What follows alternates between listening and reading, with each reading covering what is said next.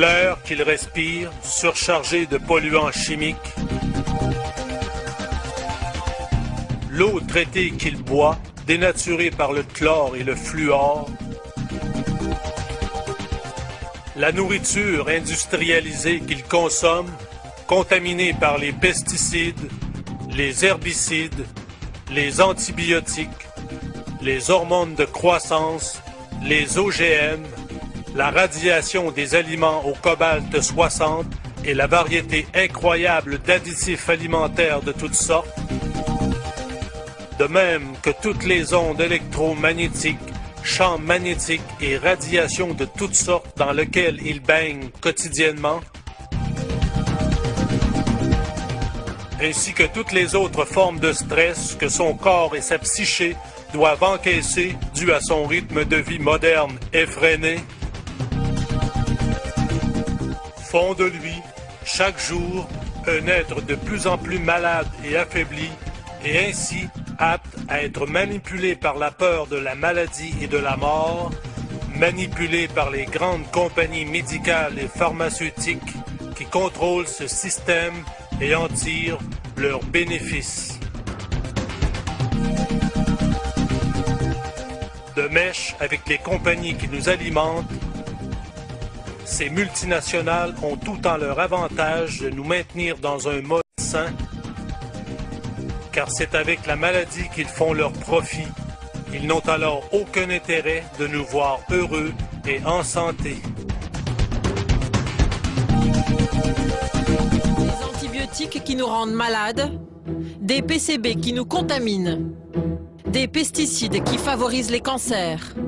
En quelques décennies, et nous mangeons de plus en plus de produits chimiques. Comment de tels abus peuvent-ils exister et que font les autorités face à ces questions? Nous sommes allés voir celui qui est en charge de la sécurité alimentaire en France, le ministre de l'Alimentation, de l'Agriculture et de la Pêche. Une réaction d'abord à ce documentaire. Est-ce qu'il y a des choses que vous ignoriez et des choses qui vous choquent? C'est révoltant de se dire que des aliments que vous retrouvez, vous, dans votre assiette, votre famille ou vos enfants, ont été nourris avec des pesticides dont personne ne sait exactement quels dégâts ils peuvent provoquer sur la santé humaine. C'est quelque chose qui est tout à fait inacceptable. Je suis certain que les autorités norvégiennes tireront toutes les conséquences de ce reportage et des éléments que vous portez à notre connaissance. Mais donc ça veut dire accepter... que vous, ministre de l'Agriculture, vous allez appeler le ministre de l'Agriculture norvégien et de l'Alimentation. Exactement. Vous allez l'appeler directement en lui disant « Que se passe-t-il » Je vais lui dire, il apparaît que certains élevages de saumon sont nourris avec des pesticides. Qu'est-ce qu'il en est exactement? Première question. Et deuxième question, quelles mesures est-ce que tu comptes prendre pour remédier à cela et cesser ces pratiques? Je crois que personne ne peut accepter que des saumons d'élevage soient nourris avec des pesticides qui pourraient poser des problèmes à la santé publique. Ni un ministre français, ni un ministre norvégien. Donc je suis sûr que la conversation se passera très bien. Alors on parle des saumons norvégiens, mais il faut aussi regarder tout près de chez nous. Là, on va parler maintenant des PCB sur les poissons qui sont pêchés dans l'estuaire de la Seine. Combien de temps va-t-on laisser des consommateurs français manger des poissons qui sont manifestement contaminés au PCB? Alors ça, c'est un sujet qu'effectivement nous connaissons bien, qui est traité et suivi attentivement. D'abord, je veux dire très formellement qu'aucun poisson n'est commercialisé qui ne respecte pas la règle de contamination et les normes de contamination. C'est pas ce que dit le rapport de l'Ifremer. Hein. Nous verrons, il prend le cas du bar, qui est un cas très particulier sur lequel nous sommes en train de travailler. Le bar et le maquereau. Le bar et le maquereau. Et on sait très bien que les scientifiques sur le bar et le maquereau, ils en sont à leur 4e rapport et à chaque fois on leur dit temporiser, temporiser. Il ne faut pas qu'il soit officiel le rapport. Donc il y a un vrai problème manifestement. Je crois l'avoir montré sur d'autres dossiers comme la question ostréicole. Donc si jamais les scientifiques établissent qu'il y a un problème de contamination sur ces poissons et que j'ai un rapport qui me le dit noir sur blanc sur mon bureau, nous en tirerons, vous êtes plus avancé que moi, mais les scientifiques m'ont dit qu'ils me le donneraient d'ici quelques mois. L'impression qu'on en a, c'est que ce rapport existe et qu'en fait, ce qu'on veut laisser faire, c'est laisser les pêcheurs pêcher tout l'été et vendre leurs poissons tout l'été et qu'une fois l'été passé, on prendra les décisions. Quelle est votre réponse de ministre? Je ne peux pas imaginer que ce soit le cas. Alors, je prends un engagement qui est très simple. Dès que j'aurai le rapport des scientifiques sur la contamination au PCB du bar et des maquereaux en baie de Seine, je rendrai ce rapport public et j'en tirerai les conséquences pratiques en termes d'autorisation ou d'interdiction de pêche. On en vient aux fraises de Huelva en Espagne. Comment est-ce que vous expliquez que l'Espagne ait obtenu une dérogation, l'Espagne fait partie de l'Union européenne, pour utiliser un produit toxique, un pesticide, pour traiter ses fraises? Qu'est-ce que c'est que cette dérogation? Donc le cas dont vous témoignez dans votre reportage, c'est un insecticide qui est interdit depuis mars 2010. Oui. Ils ont obtenu une dérogation avant, je ne sais pas pourquoi, pour être très franc, mais bon, c'est le cas, on ne va pas revenir sur une dérogation qui a été accordée. Ce pesticide est interdit depuis mars 2010. Je souhaite qu'aucun produit, fraise ou autre, qui est employé ce produit ne puisse être importé en France. C'est aussi simple que cela. Mais en même temps, vous voyez très bien que sur nos marchés, dans nos supermarchés, quand on fait nos courses, il y a des fraises de Huelva partout, on peut en acheter, et donc on achète des fraises aux pesticides. Mais je souhaite qu'on ne puisse plus L'Europe n'est pas protectrice. L'Europe doit être protectrice, et notamment protectrice de la santé du consommateur. Alors, Monsieur le Ministre, on a beaucoup parlé théoriquement de la sécurité alimentaire. Maintenant, on va en parler concrètement, si vous le voulez bien, parce qu'avec mon équipe, on vous a apporté une petite assiette. Fort bien présenté, vous en conviendrez. C'est bien le problème, justement. Voilà, c'est bien le problème. Absolument. Puisque là, il y a ici du saumon, a priori, avec des pesticides, du maquereau avec des PCB, et ici, de la viande, a priori, avec des antibiotiques, et des fraises aussi avec des pesticides. Si je vous demande de manger cette assiette, qu'est-ce que vous faites? Je la mange, parce que c'est très appétissant. Attendez, vous dites je la mange, vous n'avez pas mangé du saumon aux pesticides quand même. Parce que vous me dites qu'il y a des pesticides.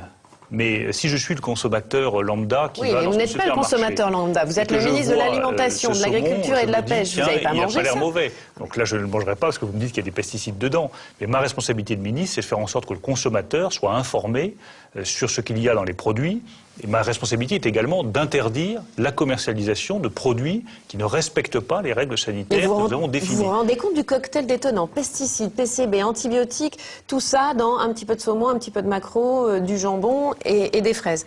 C'est quand même assez effrayant pour le consommateur. Oui, mais justement, notre responsabilité, c'est de faire en sorte que ces produits-là ne soient même pas commercialisés. Quant aux antibiotiques, avec lesquels les cochons qui sont là pourraient être nourris, chacun sait qu'il est interdit de mettre des antibiotiques dans l'alimentation animale, et je souhaite que cette règle soit là aussi respectée. Vous avez vu dans le reportage, quand on va avec une éleveuse de canards chercher chez un vétérinaire des antibiotiques, enfin vous avez vu à quelle facilité on s'en sort. Oui, mais c'est pas normal. Zéro ordonnance. Je le dis très simplement. Manifestement, c'est très courant. Je le dis très simplement, ça n'est pas normal. Je fais entièrement confiance à la profession des vétérinaires. Il n'est pas normal de pouvoir disposer d'antibiotiques sans ordonnance. Qu'est-ce qui risque les vétérinaires qui transgressent la règle? Ils risquent une amende pénale qui, je crois, peut aller jusqu'à 30 000 € et qui me paraît tout à fait justifiée parce que vous mettez en risque la sécurité sanitaire du consommateur. Des cochons ou des veaux ou des bœufs qui sont nourris avec des antibiotiques, c'est des animaux qui ensuite développent une résistance aux germes beaucoup plus forte et qui donc mettent en risque la sécurité du consommateur. Oui. Ce n'est pas acceptable. Alors justement, on va s'intéresser aux conséquences dramatiques sur les hommes. C'est la suite de notre émission. On va regarder, si vous voulez bien, un extrait du reportage qui va passer juste après vous. Vous ne pouvez pas rester insensible à ça. On est assez démunis pour certains d'entre eux. Vous voyez, ce qui nous était jusqu'à il y a 5 à 10 ans, on avait exceptionnellement ce type de problème. Maintenant, il y a régulièrement, toutes les semaines, on peut dire, des patients avec des bactéries très, très résistantes.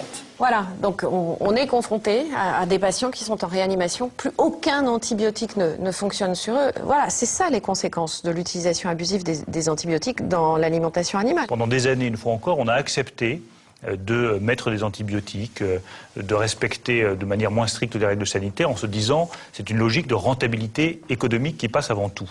Moi, je souhaite que ce soit une logique de sécurité sanitaire qui passe avant tout, et avec Roselyne Bachelot, nous sommes bien déterminés à avancer dans ce sens-là. Je vous propose une dernière fois ma petite assiette ou sans façon? Non, sans façon. Je vous proposerai moi-même mes propres produits la prochaine fois, ce sera meilleur. D'accord.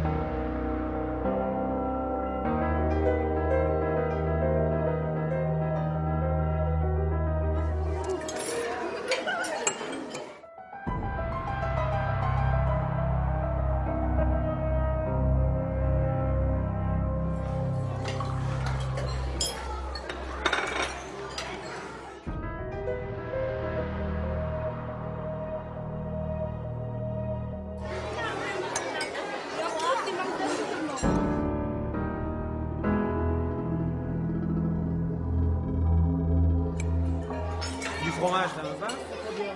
Ça va plus de fromage? Ça va pas?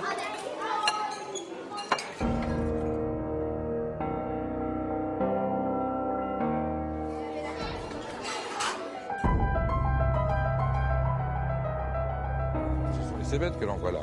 Ce sont effectivement, vous avez là tous les contreforts des Cévennes et derrière les monts culminants des Cévennes, le mont Égual, le mont Bouquet.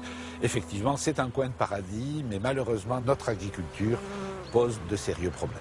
Professeur, est-ce que vous pouvez établir formellement que les produits chimiques qui sont déversés dans cet environnement sont en corrélation, en des liens directs sur la santé de nos enfants et des adultes, mais des enfants? Nous avons des enfants du Gard, de l'Hérault, du Languedoc, qui ont des malformations quelquefois graves, voire même de Camargue, qui ont des malformations graves parce que leurs parents vivent dans des rizières où on épande, je vous le rappelle, on épande des produits chimiques par avion.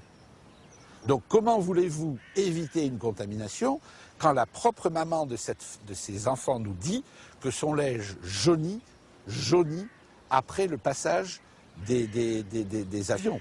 J'ai eu à traiter des enfants d'agriculteurs du Gard, dont spécialistes de pêche, de pêcher. Et le père m'a apporté la liste, je l'ai dans mon bureau, la liste des produits chimiques qui dépendent sur ces pêchers. La liste est au nombre de 22. Elle comporte 22 produits chimiques. Qui vous font peur? Ah ben, je crois pour le moins qu'ils peuvent démontrer qu'on joue avec la santé de nos concitoyens. Donc, en tout cas, lui-même avait 2 enfants atteints. 2 enfants porteurs de malformations génitales.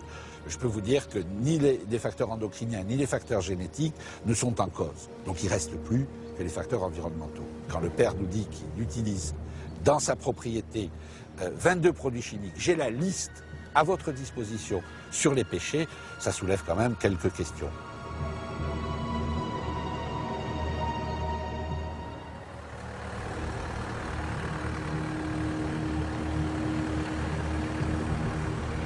Bien sûr, on se pose des questions tous les jours sur la pratique de notre métier, sur l'environnement qui paraît être préservé à Orniac. Au village, il y a plusieurs cas de cancer. Ma tante est décédée l'année dernière d'un cancer des intestins, enfin généralisé. Mon oncle est décédé d'un cancer du poumon en 2 mois. Ma mère a eu le cancer du sein en 1999. Ma belle-mère en avait eu un aussi en 1990. Mais ça date plus, mais depuis quelques années, j'ai perdu pas mal de personnes de ma famille de cancer.